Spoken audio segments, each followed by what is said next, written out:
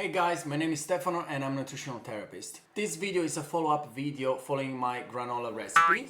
So if you haven't watched that, please go back and watch that before to watch this video. Following the recipe that I posted previously in the Instagram page, I think now it's really important to talk about the nutrients as well. So what we're eating and what they're doing for us. Obviously this video doesn't want to be a lecture, so it's gonna be just a couple of information about the ingredient that I use in the video. But I still hope this is gonna be interesting and useful for you guys. So let's talk about nutrients. Let's start from the main protagonist of this recipe, which is oats. Unfortunately, oats doesn't get consumed in the world as much as the rest of the cereals, such as corn, wheat or rice. I'm saying this because oats contain more protein compared with the rest of the cereals.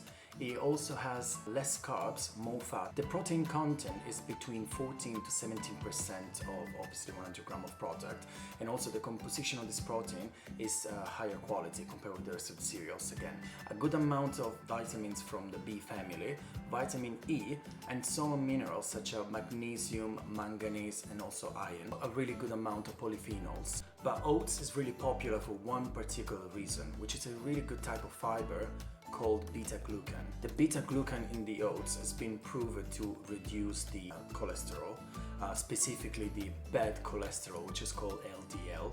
Lastly, oats doesn't contain any gluten, and also it can be refined, so we basically consume it in the whole form. Let's now talk about the second ingredient, which is nuts. It's true, nuts contain a lot of calories, so usually we don't suggest to eat more than 30 grams a day. However, the reason why nuts have so much calories is because of the fat content. The good news is the fat in nuts, that most of them is saturated fat. In the unsaturated fat, we found the family of monounsaturated fat. The most abundant one is the oleic acid. Oleic acid has been shown to improve heart condition. We also find polyunsaturated fat, more specifically the linoleic acid. Linoleic acid can reduce the blood pressure, reduce the LDL, so the bad cholesterol once again, and also improve insulin sensitivity. Obviously, the family of nuts and seeds is big, so in terms of vitamin and minerals, we know that all of them, they could be a good source of B vitamins, also a really good source of vitamin E. Some of them, they can be more specifically high in certain type of minerals. Probably you might heard about Brazilian nuts, which are really high in selenium. In general, all the nuts and seeds have a good ratio of sodium-potassium toward potassium, which is really good because in our diet we consume a lot of salt. What we should really stay away from this family is the oils that are coming from that, because they're really unsaturated, so they can go off really easily, and an oil that get off is much worse than a saturated fat or a trans fat. The only exception might be peanut oil. The only reason just because peanuts is actually a legume. Now my British friends might say like, what is a legume? So a legume is part of the beans family, so it could be chickpeas, beans, black beans, lentils. Also, the ratio between omega-3 and 6 and the oil and the nuts itself is really bad, so it would be much better just consuming the nuts itself and not the oil that comes from that.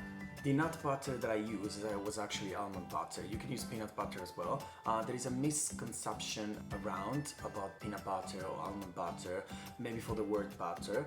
Those that are usually just the nuts itself blended, because the nuts contain a really particular type of oil that get released when you blend it in the blender. The only thing you should be careful when you buy peanut butter or almond butter to check the ingredients, because most of the time they add different things such as sugar, salt or palm oil to make it taste better. The maple syrup, there is not really much to say. It's basically a sugar. I know sometimes you can say you can use honey, you can use sugar, you can use maple syrup. It's exactly the same thing. I just like more the texture and the taste of the maple syrup, but you just need to treat it as a sugar, that's all. Lastly, the chocolate chips that I used, they were 70% chocolate chips. Obviously you can use as well 80%, 90 or 60 or 50. If you use 70%, obviously 30% is going to be sugar, 80 to 20% is going to be sugar, and like that. Chocolate deserves a big video just in itself, but it's really good with antioxidant, and also there's some particular thing really interesting about chocolate. So I hope this discussion is going to give you the extra push to try to make the granola. Also because if you go to the supermarket and you grab any type of granola is already there, you will see there is a lot of sugar, and the listed ingredient usually is really long. Although now I'm starting to see that trying to do something a little bit better, but still we're not even close to that. So yeah, let's not be lazy, let's use those pans, let's turn off the oven. If you like this video, please don't forget to subscribe, give me a thumbs up, leave a comment, share this video, and I'll see you to the next one.